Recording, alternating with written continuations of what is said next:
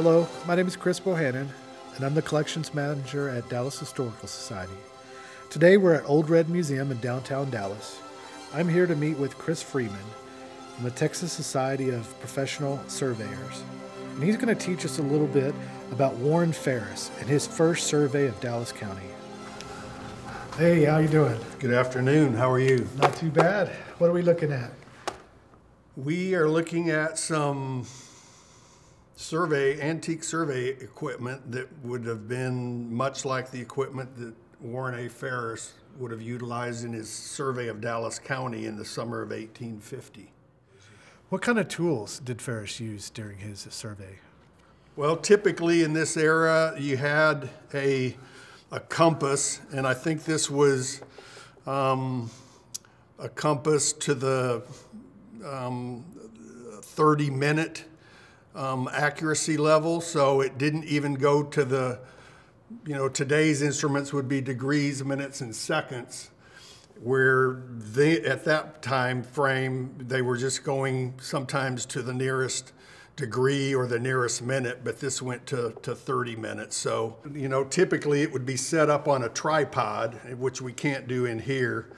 And then below the instrument, they would use a plumb bob, basically get over the point they were occupying, like this. And so they were on top of a point. And then the surveyor, Ferris in this case, would manipulate his instrument to find where north was with the needle here. So there's north, and then whichever direction they were going, they would turn the instrument based on knowing where north was and now going the direction they wanted to go. He would look through these peepholes and he would line up the rod man out there with a pole, and he would get them online based on his peephole. So he would wave them left or right to get on his line. And so now you've got line, and then he had these chainmen who would use this gunner's chain.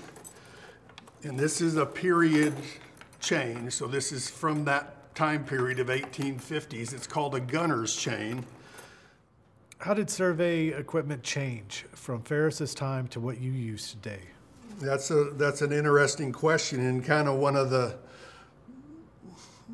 nice things about my profession. I started in 1984, and at that time we mostly chained, not with this chain, but with 100-foot steel chains.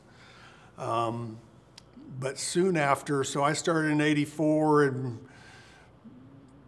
probably 85 or so, we got this instrument that had a laser on it that you hit these buttons and a laser would go out to a prism, and voila, here was this distance that would show up, and everyone was just like, wow, this is nice, So in surveying, the technology of the tools is always changing, and that's probably one of the biggest things surveyors have to keep up with is the advances in technology. You can still go out and survey with this equipment. And in fact, if you retrace old surveys, a lot of those surveyors that do that kind of work, they will go out utilizing the equipment that was used on that original survey, because you can literally fall right on top and follow that original survey using the equipment they used. If you went out with ours, it's so much more accurate that you may be off feet or hundreds of feet. I mean, so today we're using GPS receivers. We're using 3D laser scanning. We're using drones. Just a variety of technologies. And where Ferris, I actually was surprised that his crew was as small as it was, because a lot in the frontiers, you may have had 20 or 30 people on a survey crew. And now really the technology, one guy that knows what he's doing, is computer literate, technology savvy. He can go out and collect gobs of data very quickly and email it back to his, he can be in Amarillo and sending me the information as he collects it, and I can be looking at it and analyzing it, and then 20 minutes later telling him, hey, go over here 32 feet and see if there's anything over there. How did Warren Ferris's work influence the growth of Dallas?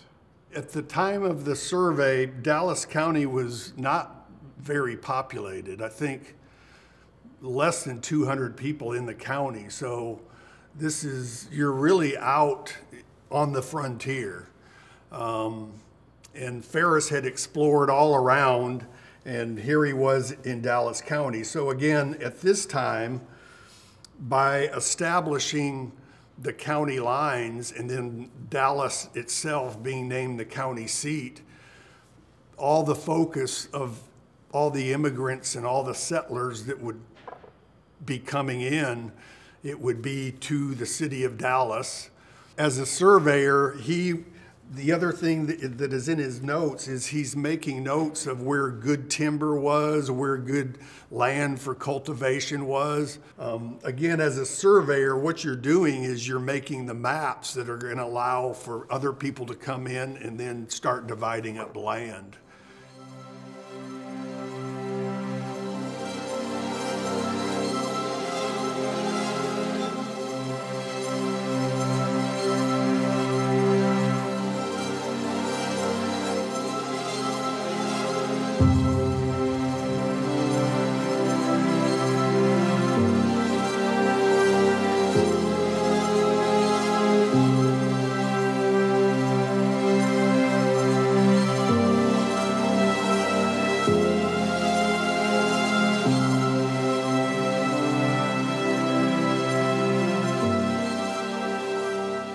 How long did it take Ferris to survey the county? According to the notes, this was done in June and July of 1850. So 2 months. And again, if you read through, which he's basically got almost a day-by-day recap of what he's doing. Let me see, it's almost a month on that eastern line. Not too bad if you think about it. Now again, you've got Ferris, the surveyor, and he was the one that would operate the instrument and keep the notes. He was the educated one. And then I think he had 6 or so assistants, and he probably had people along the way that would join for a few days and chop line and do things like that. But not too big of a survey crew, really. And they probably had a horse or two or a mule that would carry provisions and equipment for him. What kind of physical obstacles did Ferris run into during his surveying of Dallas County? Partly in his previous time out west, he had to battle with Indians and other elements, but a frontier surveyor, you had to fight the elements. The weather. Now, okay, he was doing this in June, July, so it looked like a week's worth of rain. We all know June and July around here it's not pleasant weather. Usually it's hot. I don't know, they don't really mention mosquitoes or snakes or that kind of thing, but I guarantee you down where they were, because I've been in those areas, it's loaded with them. There's no mention of any trouble with Indians. It may be by that time kind of the Indian issues around this area had been resolved and the Indians had moved on. I think they had kind of been pushed more to the west and north. Well, hey, thanks a lot. I really enjoyed it and I learned a lot. Well, I appreciate it. And one of the missions of the Texas Society of Professional Surveyors is to not only educate our members, but to educate the public, and hopefully this will go to that end. So mission accomplished.